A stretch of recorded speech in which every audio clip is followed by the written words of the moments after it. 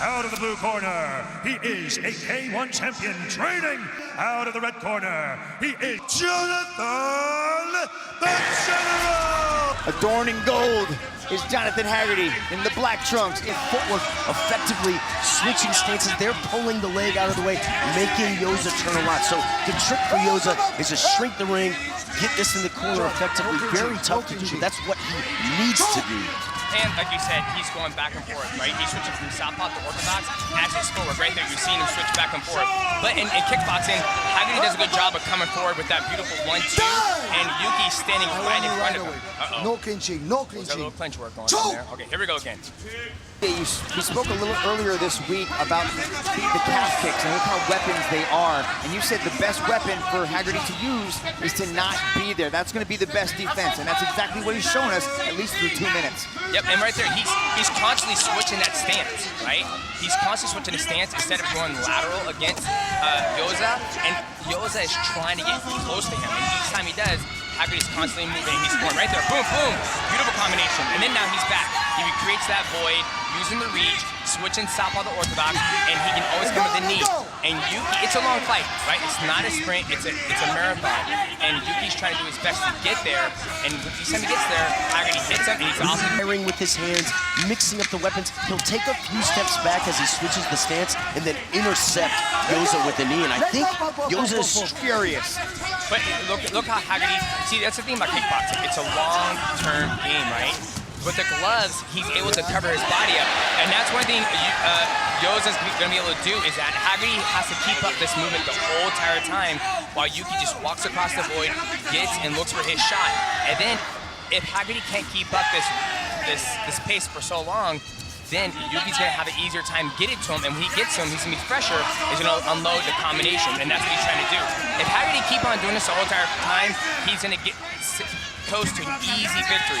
But he's, ooh! Oh, look at the way he caught him as he was circling around. That is high-level intuition. Yoza looking into his crystal ball to find that jump spinning back kick. Well, DJ's right on, exactly. I mean, it behooves Haggerty to keep moving this whole fight. Difficult to do, especially if the low kicks start to land. The damage to the calves, to the standing leg, it'll slow down the movement. But Haggerty so far taking angles very well. But that spinning back kick, man, I mean, that is almost impossible to defend.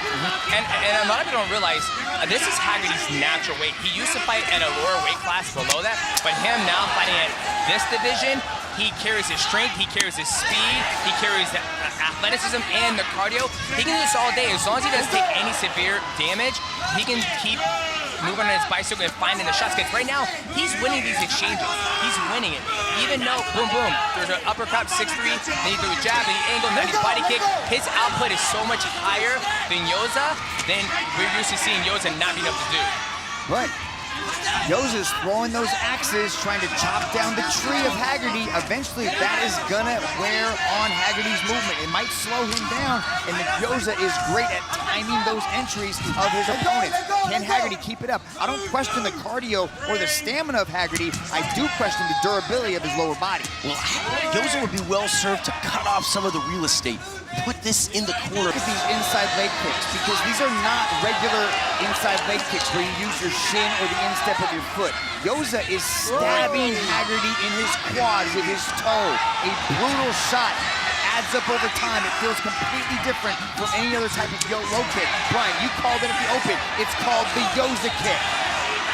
You guys kind of missed it a little bit. Haggerty was trying to turn his back. He wanted to do his spinning back elbow. He was kind of giving his back to do that because it's ingrained in his style, because he loves to throw the elbows. But he's doing a good job. Each time Yuki tries to cross that void, he's always sashaying him off, which means he's throwing him off the alignment so he can start doing his combinations again. Yeah, even at the press conference when Haggerty was doing the open workout, he was pump faking the axe elbows. He was throwing those things. They're naturally ingrained into his body, but the movement so far has been spectacular. But now Yoza is starting to chip away at those legs, and it's slowed down Haggerty just a touch as Yoza starts to build. Nice hook, answered back by Haggerty. Yeah, beautiful counter there from Haggerty. You can see Yoza still looking to attack the back leg, the standing leg when Haggerty throws kicks. But Haggerty continuously moving left and right, forcing Yuki Yoza to reset, not showing a ton of wear and tear yet on his lower body. but we still are only in the 3rd round. He's hiding it well. He's durable. He's tough. He's the champion of the world. Yoza giving him a true test as Haggerty lands a leg kick of his own. Yeah, Haggerty's still doing a good job of moving around. I mean, and Yuki's doing a good job of coming forward, but you can see Yuki's getting... Been 4. He's never been 5. This is uncharted territory for Yuki Yoza. How will he handle these championship rounds? Well, I mean, already, I think sometimes when you fight athletes who don't move as much as Haggerty, it's very hard to adjust to, right? Like, imagine hitting Muay Thai pads and the pad holder is constantly moving. All the stuff that Yuki is throwing, Haggerty's constantly moving backwards, so Haggerty's not taking the full blunt of any of those shots that Yuki is throwing right now.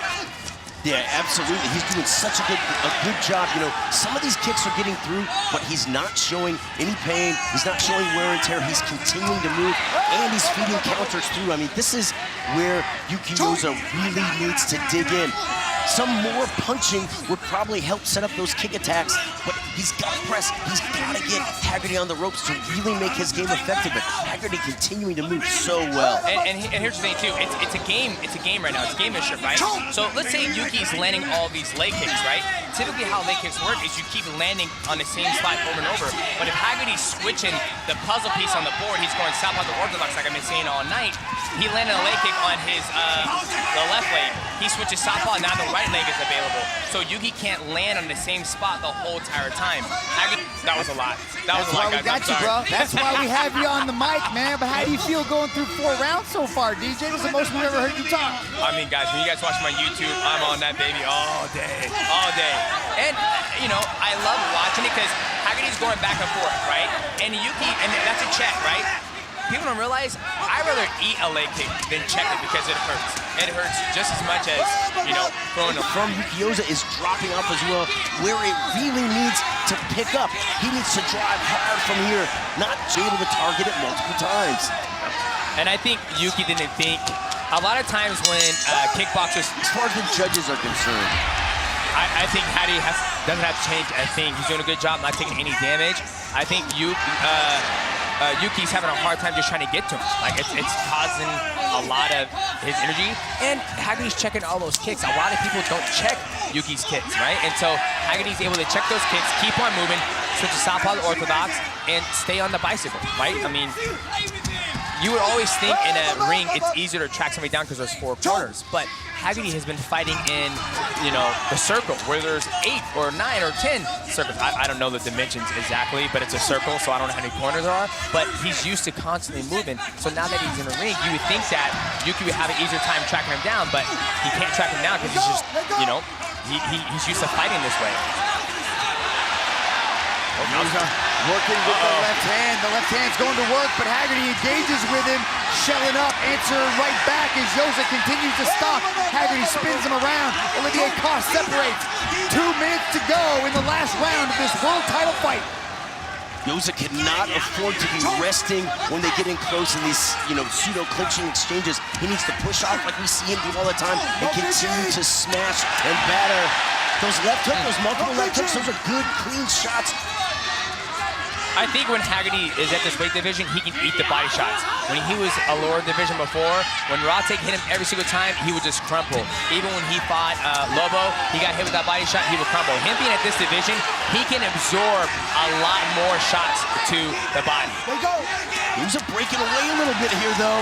He's still keeping that pressure on, and this forward motion, this aggression is gonna look good to the judges. And these you know, it's okay. I mean, forward pressure is good, but when he's getting 5 jabs to get there, and then Haggerty's checking those kicks every single time, right? Like, for Yuki to land a good shot, he's got to eat 4 jabs just to get to Haggerty. He take a jab, a body shot, and then he checked that kick, and then he landed 1. So it's almost like Haggerty's landed 3 to Yuki's 1. Now, if Yuki had the power, then those 3 that he eats would be worth it, but he doesn't have that power to hurt Haggerty.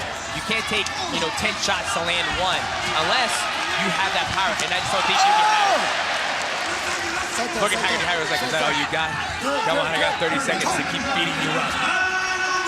Turns the angle, and the movement, what's making Haggerty look really good in this fight is that movement, just the movement. Oh, he got caught there in the phone booth, though, as they start to trade, going back and forth with 12 seconds to go in the last round. Yeah, Haggerty's just got to keep on moving. And, you know, those kicks are cool, but, you know, you do a front flip, you got to get back up. It's not... Takes energy to get up. It takes energy to get up, and it's not a... A unanimous decision. And still one bantamweight kickboxing champion of the world, Jonathan